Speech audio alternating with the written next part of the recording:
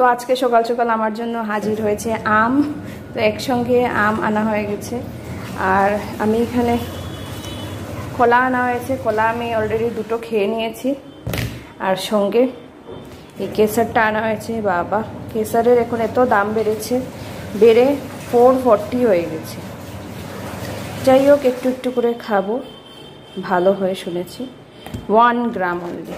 আর তোমরা অন্য ব্র্যান্ডের কম টম পেলে আমাকে জানিও, যদি অন্য ব্র্যান্ডের একটু কম রেঞ্জে হয় তাহলে আমি ওটা কিনতে পারবো। যাই হোক, আপাতত এটাই খাই। আর কুমড়ো আনা হয়ে গেছে। তোমরা জানো ছোটো চিংড়ি মাছ দিয়ে কুমড়ো খেতে ভীষণই ভাল লাগে। এটা আনা হয়েছে। আর ভুজিয়া মাছ আনা হয়েছে। আমি ভুজিয়া মাছ কোনোদিনই রান্না করিনি, তো আজকে ফার্স্ট রান্না করব, দেখি কীরকম হয়। সো যেরকম বলেছিলাম, আমি ভুজিয়া মাছ কখনোই রান্না করিনি। তো আমার হাজব্যান্ড বলল যে করে নিতে পারো ইয়ের মতো, কিন্তু পেঁয়াজ কেটে লঙ্কা দিয়ে ওর মানে এরকম মানে ফ্রাই হলে খুব ভাল লাগবে। অনেকেই আমি জিজ্ঞেস করেছি, অনেকে মানে বড়া বানিয়ে খায়, ডালের সঙ্গে খুব ভালো লাগে। তো আমি বললাম তুমি যেটা পছন্দ করো না, আমি এতটা ভালোবাসি না আর কি মানে ভুজিয়া মাছটা। তো যেই জিনিস আমি ভালোবাসি না, এটা রান্না করতে তোমরা দেখবে একটা ইন্টারেস্টও কম পাওয়া যায়। তো আমি বললাম না, তুমি দেখো, তুমি রান্না করো, তোমার মন মতো রান্না হলে তুমি ভালোভাবে খেতে পারবে। আর আমার তো কুমড়ো দিয়ে চিংড়ি আমি করেই নিয়েছি, তো এটার জন্য আমি ভীষণ এক্সাইটেড। রান্না করে নিয়েছি। সেই রেসিপি আমি বলেছিলাম আমি ঠাম্মার কাছ থেকে শিখেছিলাম, তো সেটা তোমাদের সঙ্গে আমি শেয়ারও করেছি। আর তাই আজকে আর রেসিপিটা দেখালাম না।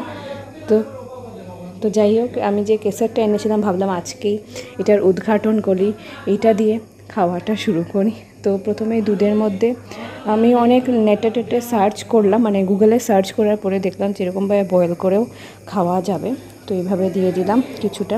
তো খুবই কম অ্যামাউন্ট দিতে লাগে, খুব বেশি খেতে নেই আমি দেখেছি।